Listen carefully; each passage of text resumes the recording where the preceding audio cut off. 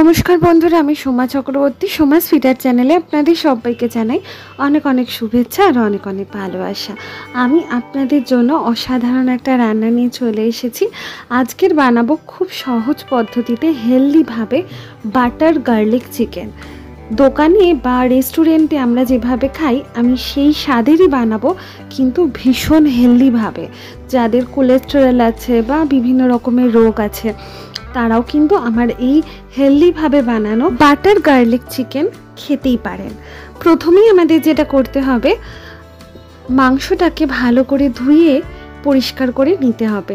তারপরে ম্যারিনেট করতে হবে আদা রসুনের পেস্ট দিয়ে, আর ব্ল্যাক পেপার পাউডার আমি ব্যবহার করেছি এখানে, আর হচ্ছে সামান্য নুন দিতে হবে। আর এটা হচ্ছে ভিনিগার দিলাম, আমি হোয়াইট ভিনিগার ব্যবহার করেছি এখানে, আর আপনারা কিন্তু অন্য ভিনিগারও ব্যবহার করতে পারেন। নুন দিতে হবে, আর বিশেষ কিছু নয়, আমি একটু সানরাইজের শাহি গরম মশলা ব্যবহার করেছি। এটা কিন্তু অপশনাল, আপনারা না চাইলে নাও করতে পারেন। আমি জাস্ট ফ্লেভারের জন্য হালকা একটু গরম মশলা ব্যবহার করেছি। এটা আধ ঘন্টা মতন ম্যারিনেট করে আমি রেখে দেবো। তারপরে দেখো আমি কড়াইয়ে তেল বসিয়ে দিয়েছি, আর এখানে আমি হোয়াইট ফ্লাওয়ার বা ময়দা আমি ব্যবহার করছি। ময়দা দিয়ে ভালো করে মেখে নিচ্ছি। আমি আর কিছু দেব না এর মধ্যে, আমার সব দেওয়া চিকেনের মধ্যে আছে, আর কিচ্ছু ব্যবহার করতে হবে না, শুধু ময়দা আমি ব্যবহার করছি। আপনারা কর্নফ্লাওয়ারও ব্যবহার করতে পারেন। হ্যাঁ, তেলটা আমার গরম হয়ে গেছে অলমোস্ট। আমি এখানে মাংসগুলোকে খুব ভালো করে ভেজে নিচ্ছি। একদম ডিপ ফ্রাই না হলেও চলবে, হালকা ফ্রাই হলেও চলবে। আমি হালকা ফ্রাই করছি, আর আমি তেল ব্যবহার করেছি কিন্তু সানড্রপ অয়েল ব্যবহার করেছি। সানড্রপ অয়েল শরীরের পক্ষে ভালো। আর আমি একটু একটা পাত্রের মধ্যে জল নিয়ে নিয়েছি, প্লেন জল।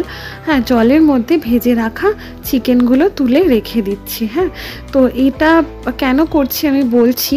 তো প্রত্যেকটা চিকেন ভেজে ভেজে দুটো লটে বানিয়েছি। আমি দুটো লট দেখালাম না ভাজাটা, একটা লটই দেখালাম। কেন আমি জলের মধ্যে চুবিয়ে রাখছি, যাতে এক্সেস যে অয়েলটা রয়েছে চিকেনের মধ্যে, যেটা চিকেন কিছুটা তো সোক করে নিয়েছে আর কিছুটা গায়ে লেগে আছে, যতটা গায়ে লেগে আছে ততটা যাতে বেরিয়ে যায় খুব সহজেই। দেখো পরের লটটাও আমি ভাজতে বসিয়ে দিচ্ছি এক এক করে। আর এক্সট্রা তেল আমি ব্যবহার করিনি, আর হচ্ছে মুরগির থেকে কিন্তু তেল বেরোবেও, তো ওই কারণে আমি এখানে তেলটা ফেলে দেবো ভেজে নেওয়ার পরে। হ্যাঁ, তো দেখো আমার সব ভাজা হয়ে গেছে। আমি জলে দিয়ে রেখেছিলাম, অনেকটা এক্সেস তেল বেরিয়ে গেছে মুরগির থেকে, যা গায়ে লেগেছিল, এই কারণে ওই জলটা আমি ফেলে দেবো। তো দেখো এবার আমি ফ্রাইং প্যান বসিয়ে দিয়েছি। অল্প একটুখানি এইটুকু বাটার দেখছো, এইটুকু বাটার দিয়ে আমি বানাবো বাটার গার্লিক চিকেন। তাতে কিন্তু স্বাদের কোনো হেরফের হবে না। সামান্য একটু বাটার দিয়ে দিলাম। এর মধ্যে আমি গার্লিক মানে রসুন আমি কুচিয়ে রেখেছিলাম, রসুন কুচিটা আমি প্রথমেই দিয়ে দিলাম। হ্যাঁ, তো রসুনটাকে হালকা একটু ভাজতে হবে, বেশি ভাজলে কিন্তু পুড়ে যাবে, তাই জন্য বেশি ভাজা যাবে না। তারপরে আদা আর রসুনের পেস্টটা আমি পুরোটা দিয়ে দিলাম। 5 টাকার একটা ছোট প্যাকেট আমি পুরোটাই দিয়ে দিলাম, কারণ আমার মাংস হাফ কিলোর ওপরে আছে সেই কারণে।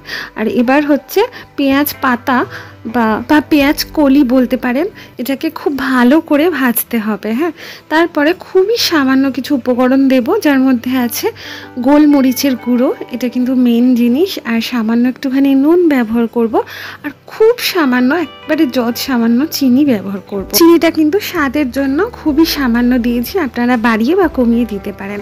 তারপরে জল থেকে আমি অল্প অল্প করে মাংস তুলে দিয়ে দেবো সব কটা, আর জলটা টোটালি ফেলে দেবো। হ্যাঁ, তো দেখতেই পাচ্ছ আমি সব মুরগিগুলো উঠিয়ে নিয়েছি, উঠিয়ে আমি জলটা ফেলে দিলাম। আর এবারে আমি ভালো করে নাড়িয়ে চাড়িয়ে নিচ্ছি। আর বিশেষ কিছু দেওয়ার নেই, খুবই সামান্য কিছু উপকরণ লাগে আমাদের বাটার গার্লিক চিকেন বানানোর জন্য। আর এবার হচ্ছে আমি একটু কর্নফ্লাওয়ার নিয়ে নিয়েছি।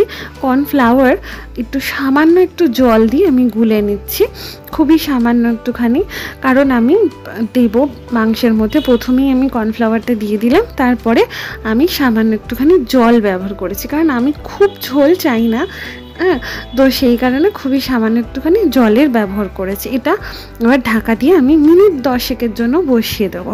মিনিট 10 পরেই আমাদের রেডি হয়ে যাবে বাটার গার্লিক চিকেন।